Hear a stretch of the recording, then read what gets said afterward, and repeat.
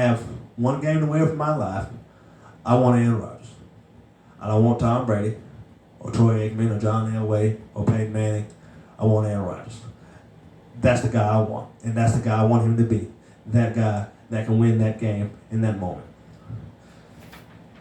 Next, I want to discuss Team USA. I know the Olympics are going on, so before I get to Team USA basketball, I just want to discuss the Simone Biles situation. A lot of athletes lately have come out and said that they've, are going to withdraw or they're going to step back or step down from their prospective sport because they're dealing with mental health issues. Mental health issues is not something to be taken lightly, and it's not something to make fun of people about because we just don't know what these people are going through. Everybody looks at guys like LeBron James or Steph Curry or Pat Mahomes and stuff like that, and we think they're just perfect human beings. We see their kids and their wives, and they got a lot of money. But behind all of that, they go through things just like we do because they're human. If you cut them open, they're gonna bleed red blood just like the rest of us will. They put their pants on one leg at a time, even though it might be a whole lot more expensive. They still put their pants on just like we do. So we gotta realize that these guys go through things too, and they have their own type of problems.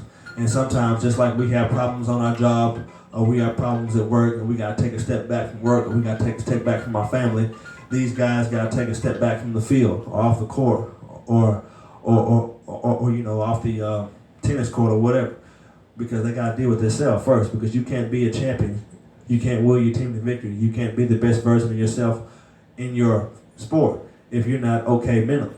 So we saw like Kyrie Irving, he took a lot of breaks throughout the season because he was dealing with mental health issues. He was dealing with things. The George Floyd situation really hit him hard. Kobe Bryant's death really hit him hard, and he had some family issues and things of that nature. And whenever he felt some type of way, he just told the Nets, "Man, I'm not coming in. I'm not coming to practice. I'm not playing tonight." And we saw things like that. So sometimes these guys just have to take a step back. We saw Naomi Osaka, the tennis player that just recently beat Serena Williams not too long ago in Wimbledon. We saw that she stepped down from tennis, but she decided to do the Olympics, and she got beat in the second round. And maybe she didn't have any health issues there. Maybe she just got beat. But we see a lot of athletes now. They're taking steps back. They're taking steps down because they're just not all there in the head. We don't know what's going on with them, so we got to give them the respect they deserve. But to me, the word about Simone Biles was, to the best of my knowledge, that I read up on, is that she felt like she's about to get beat. She felt like she's about to take that L, and she didn't want to take that. So she kind of just used that as an excuse to take a step back. I really don't believe that. I believe that, I didn't like what she said because I think it made her look bad. Her response was she was under a lot of stress. And I think, to me, that was a weak excuse because every athlete in Tokyo can say that. They're under a lot of stress because they're fighting for their country, they're swimming for their country, they're playing basketball for their country, they're playing baseball or whatever they're doing what they need to do for their country.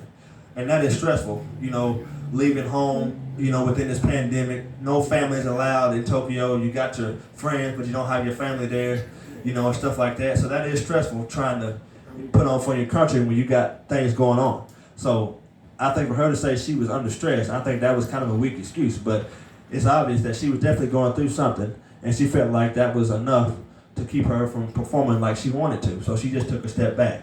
And her team got second place because of it. And I honestly believe if that she was there, they would have got first because she makes that much of a difference. But to me, she has nothing else to prove if we don't see her for the rest of these Olympics. She has nothing else to prove. She is one of the, to me, as an individual, she's probably the most accomplished Olympian that we've ever seen. She's more accomplished than Michael Phelps and more accomplished than Usain Bolt. To me, because she came out of nowhere and she just took she took the Olympics by storm, and she has continued to do that at a consistent rate ever since she got started.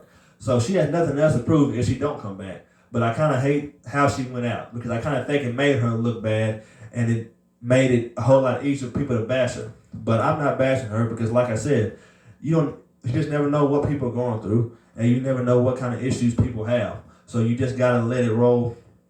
You just gotta go with it. You're an athlete, and you just gotta do what's best for you. You can't worry about what somebody say, what somebody's gonna say about you. You just gotta do the best you can and roll with it. So even though she took a step back, she was still there with her team. She was still there supporting them and cheering them on, and that's a sign of a great teammate and a great leader.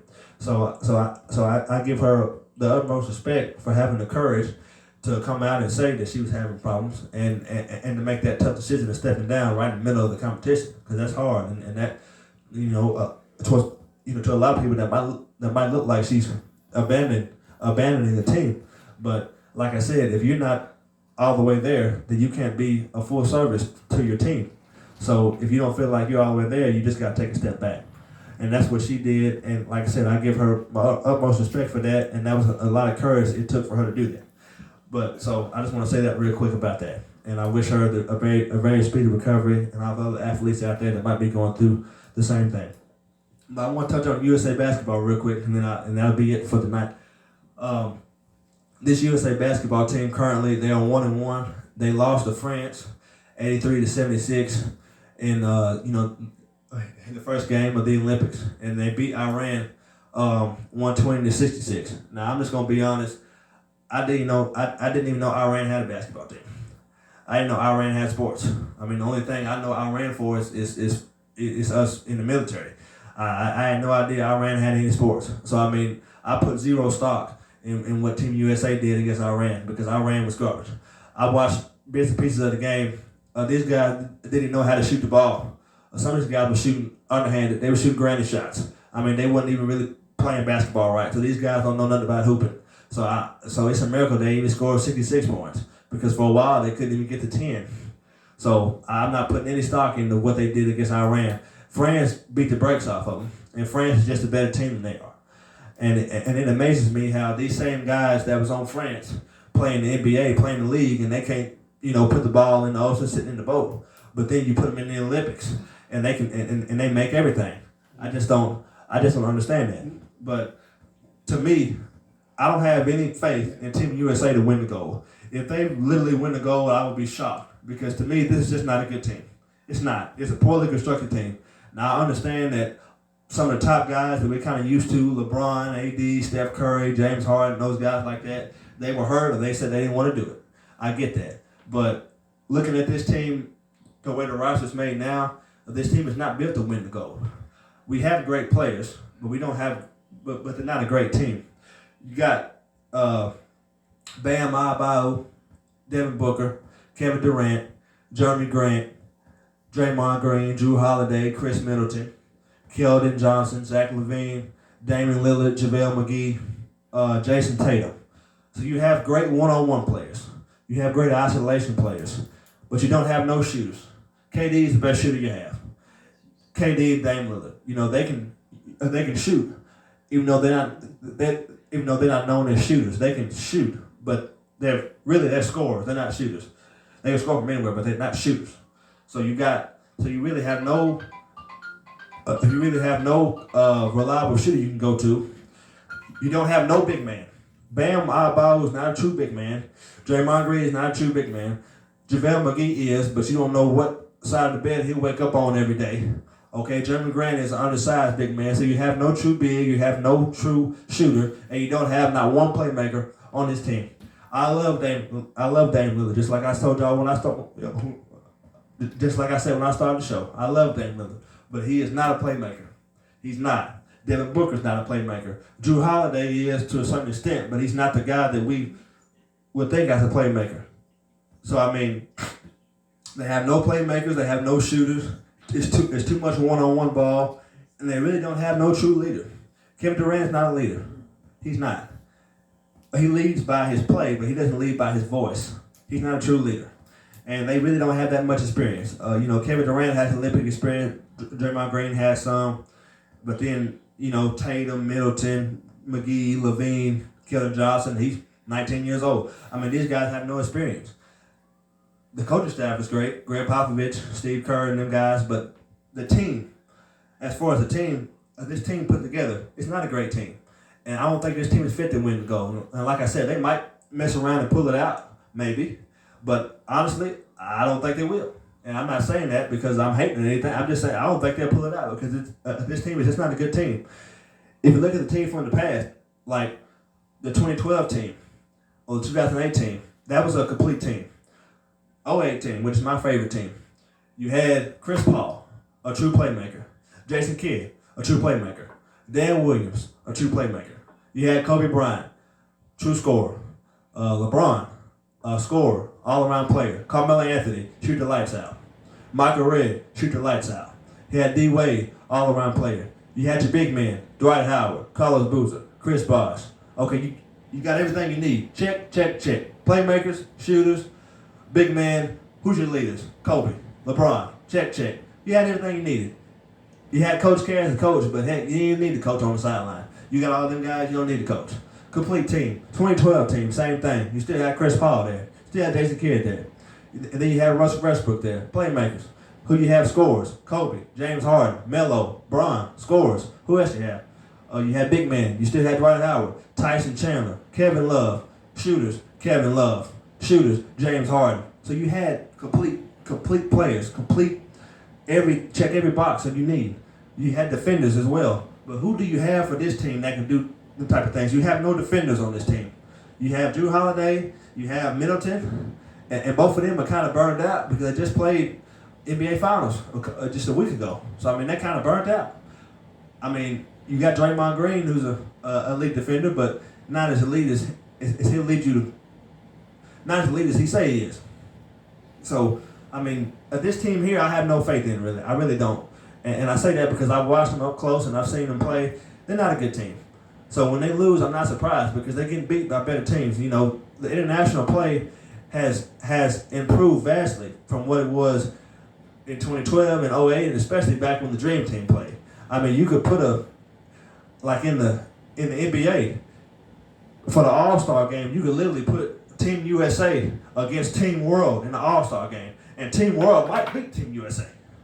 You could put a team of international players against a team of USA players right now, and it would be a game.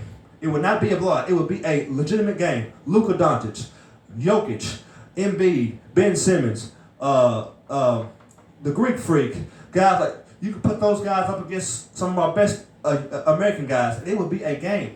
So the international league has improved vastly. So it's no cakewalk anymore. And this team right here is about to get sucked up because they are not as good. They're not a good team. They got great individual players.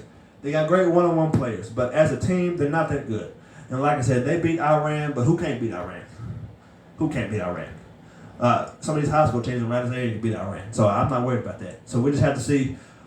They play Czech Republic Saturday, and then they'll start the quarterfinals the next week. So we'll see what happens, and we'll see what they can do. But as of right now, what I've seen, I wouldn't be surprised if they didn't win the gold. Because like I said, I don't think they're a poorly constructed team. Under the circumstances, I understand, but still a poorly constructed team, and they don't have the basic assets that you would think you would need to have to win. But maybe just by pure talent alone, they might get there. But that's really all they have is pure talent because they have not put it together as a full team yet. But maybe they will. So, just a couple more things real quick. The NBA draft is tonight, so y'all be sure to keep on checking that. Like I said before, the NBA draft is top heavy. It's not really all rounded out. You know, the college basketball scene, you know, with the pandemic going on right in the depth of it, it was kind of hard to get a good generalization of all the players, you know, because we really didn't get to see them like we normally see them. But Cade Cunningham, the perimeter player, the small forward from Oklahoma State, he went number 1 to the Detroit Pistons. And Jalen Green went number 2 to the Houston Rockets. Cade Cunningham is, he was by far the best player in the college basketball, and some people even say that he has LeBron James potential. Well, they say that about everybody. Compare this guy to that guy. Well, we'll see, because I'm not ready to do all the comparisons yet. But the draft is tonight, so make sure y'all check that out, and make sure to keep lock on Twitter because more trades are coming.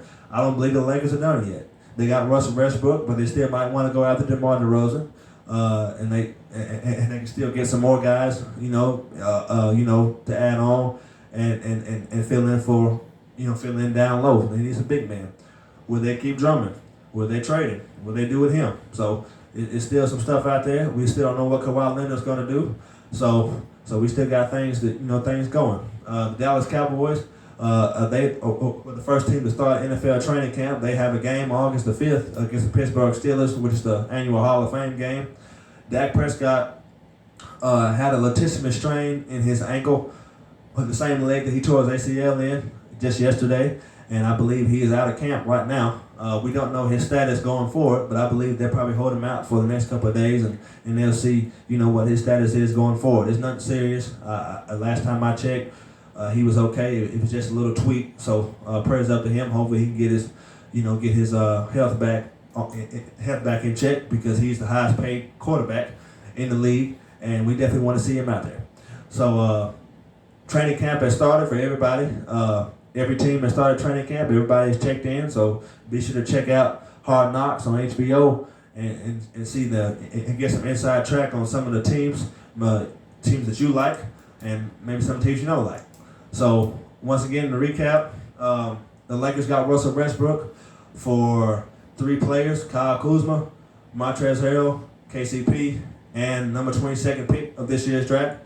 Aaron Rodgers is back in Green Bay, and he has at least one more year in Green Bay.